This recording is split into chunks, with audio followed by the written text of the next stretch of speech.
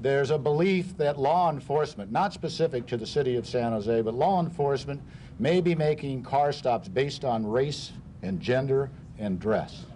That is improper, and that is in many cases illegal. It's humiliating and demeaning.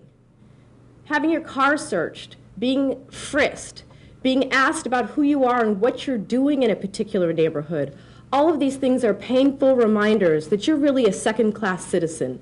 The practice is called racial profiling, and a number of people at the ACLU's campaign announcement today said they have been victims. Raymond Marshall, president of the California State Bar, says a police officer followed him into his driveway late one evening and asked if he lived in the house. He then asked what I thought was the second question: could you tell me the address of where you've pulled into?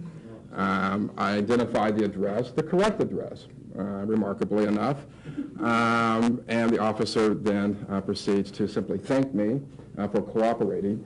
The ACLU contends stops of that nature exacerbate the often hostile relationship between police and minorities. The group says since it began a racial profiling hotline last year, it has received some 1,000 complaints from Californians who were stopped by police. I think the San Jose Police Department profiles just like any other police department. A certain number of the members of the community feel as though they are stopped because they might look a certain way or have a certain lifestyle. African-American officers say they tracked police stops for a short time about 8 years ago and that the results were disturbing. We're 5% of the population. We found out that we're 15% of the stops. I don't know why those numbers would change. We haven't had any training or looked at the issue. In order to understand the pressures that these troopers are under, you've got to understand what their job is. Their job is not, like everybody else on the force, to write traffic tickets and to enforce traffic safety laws. They say that, okay, but that's not what they're there for. And the records we saw made it very clear that these guys are out there for one reason, and that was to find drugs. And the way they do it is they go out on the road every day for 8 hours or 12 hours, however long they work, and they would try to pull over 8 to 10 cars a day and search them. And that was pretty much, from the internal reports that we saw, that was pretty much the expected, at least some of the supervisors expected the troopers to do 8 to 10 searches a day. And after a while, when you keep coming up empty-handed, your supervisors started getting all over you. And we saw comments like, 6 ounces of grass is not what's expected of you.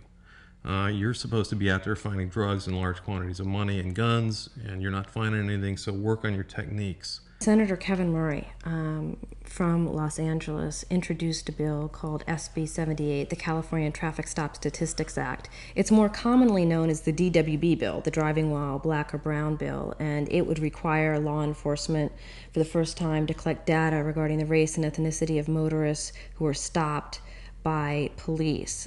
This data is essential to determining whether and to what extent racial profiling is occurring in certain communities and law enforcement agencies. So today, San Jose's new police chief announced that his department will follow San Diego's lead as the second department in the country to voluntarily track the race and gender of every person on foot or in a car stopped by an officer in this city and the reason for the stop.